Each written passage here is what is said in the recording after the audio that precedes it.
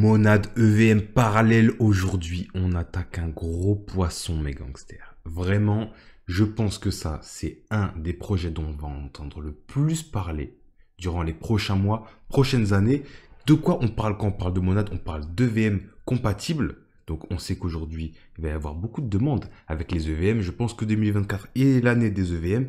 Et surtout, ce qui va nous intéresser mes gangsters, c'est que on a un testnet qui est en préparation, mais je pense qu'on peut se placer de manière extrêmement efficace avant tout le monde sur Monade. Et ça, je pense que j'ai 2-3 petites infos à vous donner qui peuvent vraiment vous intéresser. En tout cas, pour les chasseurs de trésors, ceux qui veulent un peu dig, aller creuser dans les détails, un peu dans la tech, un peu dans la communauté, ce qui peut se passer, je pense que ça peut être extrêmement payant.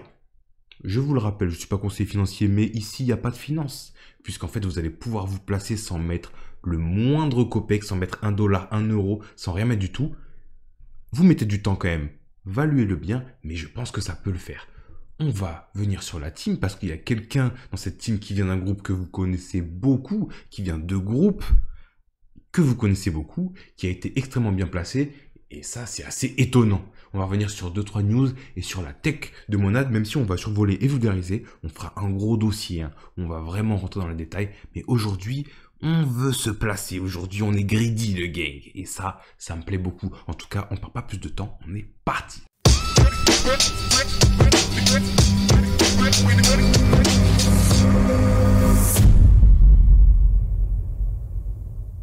Avant de commencer, je vous invite à venir dans le Discord. Pour l'instant, on n'est pas beaucoup. On est quoi? 3, 4, 5. C'est vraiment les OG. Je viens juste de le lancer. Et je pense que je vais créer des petits salons secrets pour ceux qui auront été là dès le début. On va aussi rentrer en détail dans les stratégies, surtout Monade. Durant les prochaines semaines, on va vraiment creuser. Je pense que s'y mettre aujourd'hui, avant même le testnet, c'est avoir des petits rôles OG qui vont vous permettre d'avoir peut-être un airdrop très très juteux ou des récompenses, que sais-je. En tout cas, on va voir ça. Je vous mets le lien du Discord en description. Vous allez dans le salon Degen et vous avez Monade juste ici. Ça sent le Gucci mes gangsters. Ça, c'est moi qui vous le dis. Donc, de quoi on parle quand on parle de Monade? Extrême parallélisée de performance, performance parallèle extrême. Super Scaled Pipeline pour the EVM. EVM, qu'est-ce que c'est? C'est l'Ethereum Virtual Machine. Donc Monade est EVM compatible. Qu'est-ce que ça veut dire? Ça veut dire qu'un développeur qui viendrait d'Ethereum, qui est quand même la plus grosse blockchain aujourd'hui, on a Bitcoin qui a le plus de valeur, mais Ethereum est la blockchain la plus utilisée aujourd'hui.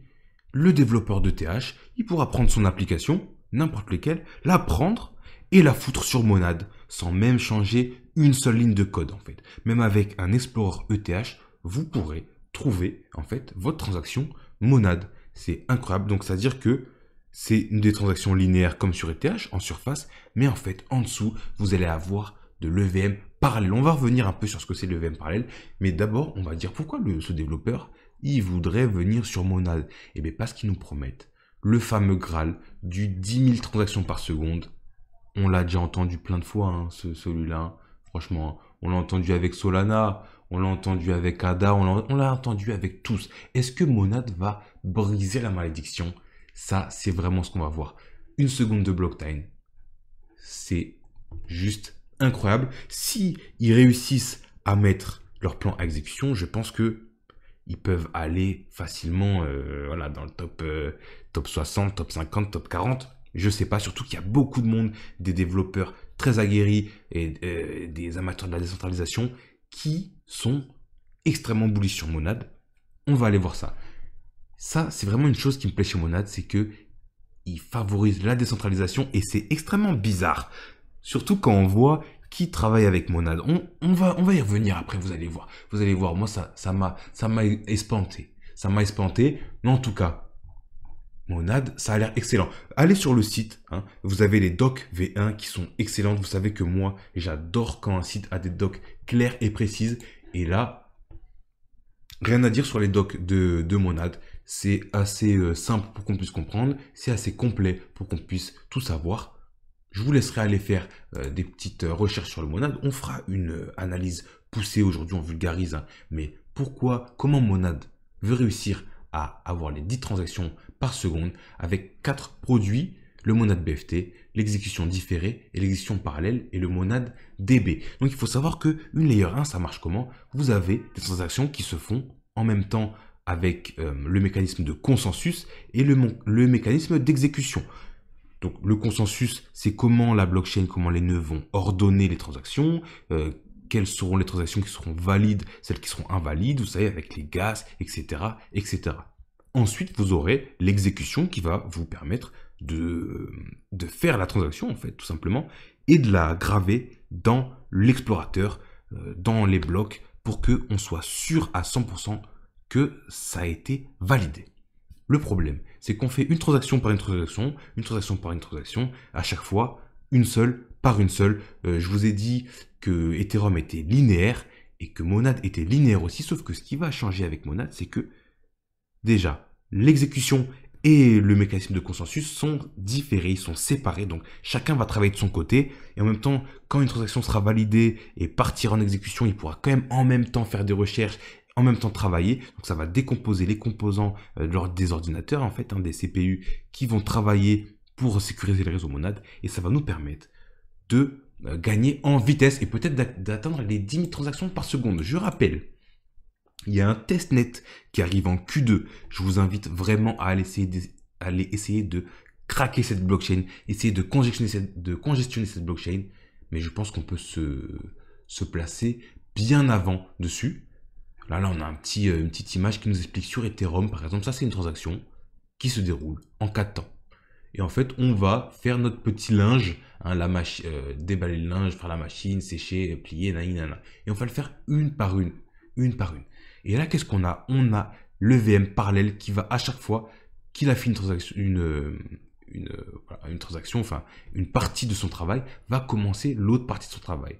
Ça nous fait un peu penser, pour ceux qui suivent, au sharding dont on a beaucoup parlé sur la chaîne. On a vu ça un peu techniquement, on a fait des vidéos un peu pour voir comment ça se passait. Ça fait un peu penser à ça, sauf que là on est encore plus efficace, puisque là où le sharding, vous allez avoir votre transaction qui va passer et à un moment donné, on va séparer les voies pour pouvoir exécuter plusieurs tâches à la fois. Là, depuis le début, on va pouvoir faire plusieurs tâches en même temps de manière très scalable. C'est-à-dire que chaque transaction, on peut rajouter des transactions en fait. Dans tous les cas, on ne perd pas, on n'a pas de congestion, on n'a pas de goulot d'étranglement, comme on appelle ça, sur le réseau.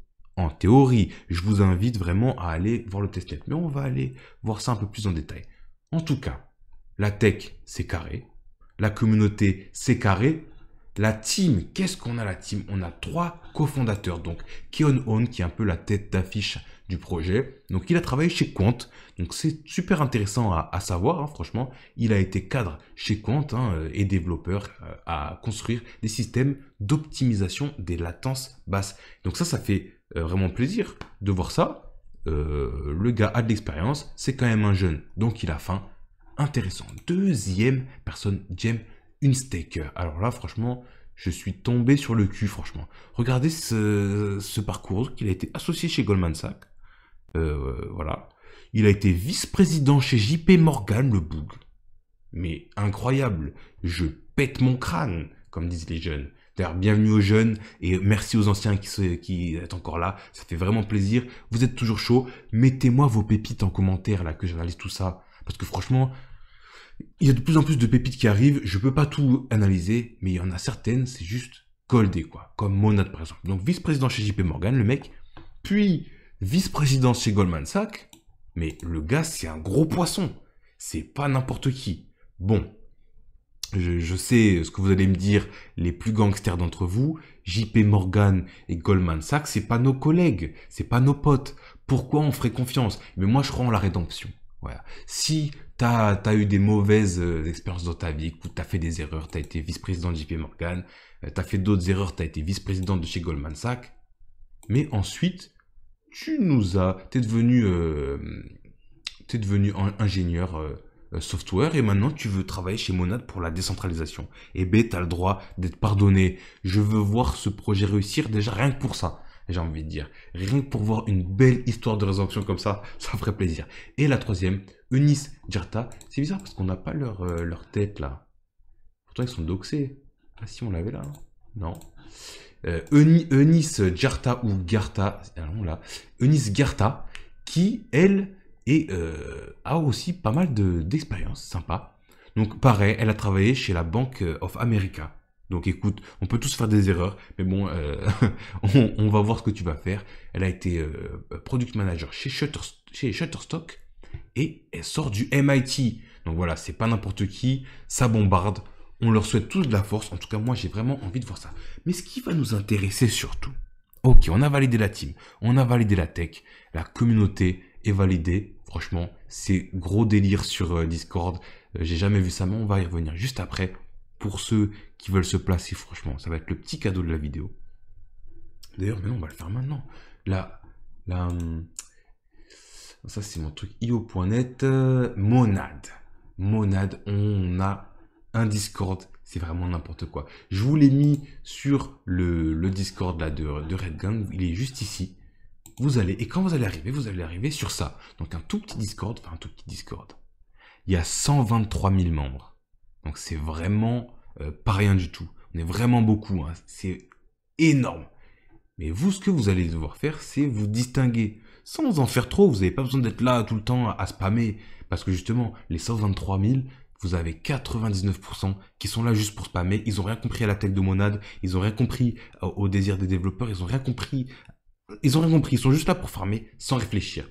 Pour vous placer dans le top 1%, ça va être extrêmement facile. Donc, qu'est-ce qui se passe? Vous arrivez, vous avez 5 channels officiels. Vous avez 3 channels de community, Newbie Chat, Newbie Tech and Trade, Newbie Create. Ça fait 10 jours à peu près que j'y suis et j'ai reçu quelques informations parce que je me suis placé, j'ai réussi à trouver quelque chose parce que vous savez que j'adore investiguer, j'adore chercher les trésors. J'ai trouvé des petits télégrammes où il y a les développeurs, où on est 80, franchement, où il y a des petites infos sympas. Je vais pas tout vous dire, j'en dirai un peu plus sur ceux qui viennent creuser dans le Discord. Déjà, ça fait une petite barrière à l'entrée pour voir qui est chaud de creuser, de chercher les trésors sans spam. Mais déjà, j'ai une petite info qui dirait, je sais pas si c'est exact, mais que au bout de 6-7 semaines d'activité, vous n'allez pas vendre votre vie sur le Discord, hein, mais venir 1 ou 2 fois par jour, peut-être discuter tranquillement, aider quelques-uns, donner un peu quelques précisions sur la tech, poser des questions. Vous allez avoir accès aux autres chats où là, je pense que ça va être là que le game va se jouer. Vous allez faire partie des 1% qui peut-être auront des rôles décisifs pour peut-être avoir des airdrops, peut-être avoir des récompenses, que sais-je, en tout cas se placer. Parce que je sais que la plupart d'entre vous, j'ai fait ça sur la chaîne et on fera des analyses de crypto, on fera des analyses de pépites early. Mais là, c'est un peu plus difficile, on va dire, même si ça l'est pas vraiment, hein. Ça l'est pas vraiment, ça va plaire à moins de monde. Mais je sais que les vrais chasseurs, j'ai besoin de vous donner du juice. Parce que moi aussi, je suis un vrai chasseur et j'aime creuser ce genre d'opportunités. Là, on a un testnet qui arrive Q2, donc mars-avril, et on est early, mais vraiment early. Si on veut arriver à être OG, on a vu que là, il y a Startnet qui a fait un airdrop. Il y en a, ils ont eu des 30 000, 40 000 Stark, alors que le Stark, il vaut 2 $. Voilà, prendre 80 000 sur un airdrop, c'est pas rien.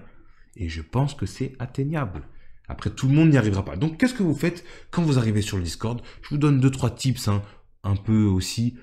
Je vous conseille d'aller tout creuser. Bon, peut-être pas les announcements, mais vous allez par exemple Events, Info and Link, Social Credit et Twitter. Vous allez chercher tout ce que vous pouvez. Surtout ces 3 channels-là, vous allez avoir des links, vous allez avoir des liens, des petites infos sympas. Je vous conseille d'aller tout voir. Vous pouvez aussi être actif sur le Newbie Chat. Et là, vous pouvez flouder, vous pouvez dire n'importe quoi, même si je ne vous conseille pas parce que c'est du spam, vous allez avoir moins de chances, je pense, d'être sélectionné. Mais voilà, venez discuter, faire des mèmes, et même, il y a des rôles qui sont attribués à ceux qui shitpostent, donc qui disent de la merde. Donc, allez voir. Juste déjà, le premier truc à faire, c'est de s'informer, de chercher. Et ça, je pense que les développeurs vont le voir. C'est ce qu'ils disent en tout cas dans le Telegram où je suis. Ils disent qu'ils vont chercher ceux qui vont un peu essayer de voir plus loin que le bout de leur nez. Et vous avez enfin le Newbie Create. Il y a plein de mèmes, c'est n'importe quoi ce qui se passe ici, mais c'est excellent. Franchement, faites preuve de créativité, amusez-vous, et il n'y a aucune raison que vous ne soyez pas sélectionné. En tout cas, je pense que vous avez le temps. Déjà, allez jeter un coup d'œil, je ne vous dis pas de vous placer, allez juste voir ce que vous avez là-bas, parce que si vous voyez la vidéo aujourd'hui, je pense que vous faites partie de très peu qui peuvent se placer sur un projet extrêmement early et qui va être juste top tier. Je pense que beaucoup de youtubeurs, beaucoup d'influenceurs, beaucoup de gens, de développeurs vont en parler dans les prochaines semaines, prochains mois, prochaine année. C'est obligé. Il y a vraiment une communauté de malades, déjà 123 000 membres sur Discord, c'est incroyable. C'est incroyable. Beaucoup de farmers, mais déjà ils ont réussi à monter une communauté. Et ça, on sait que quand il y a une communauté, quand il y a team qui est bonne, quand il y a une tech qui est bonne, on sait que c'est le trio gagnant pour vraiment se mettre bien. Après, le truc doit faire ses preuves. Hein. On va essayer de congestionner ce testnet pour voir s'il tient le choc, ce qu'il a dans le bid. Et là, on pourra en dire. Mais en tout cas, le trio gagnant est là. Maintenant, il ne reste plus que savoir comment se placer sur ce token où personne n'est placé. Et ça, c'est le point gold en plus, j'ai envie de dire. En tout cas, venez sur Discord, on va se faire durant les prochaines semaines de la stratégie. Je vais partager des tactiques, des links et tout. Là, je vous fais un petit indice. Voilà, vous avez How to Contribute ici. Je vous conseille de lire tout ce petit tuto que Monad a fait. Je vais mettre les liens aussi, hein, vous inquiétez pas. Mais déjà, vous ferez partie des 10%, 5% de ceux qui sont allés le plus loin dans la communauté. Il ne restera plus grand chose pour être 1%. En tout cas, ce sera tout pour moi pour aujourd'hui. Allez faire vos recherches. Venez sur le Discord. Allez sur le Discord de Monad. Essayez de découvrir ce qu'ils ont à proposer. Et dites-moi ce que vous en avez pensé. En tout cas, moi je vous dis à la prochaine. Prenez soin de vous et des vôtres. Et on se dit à plus. Ciao.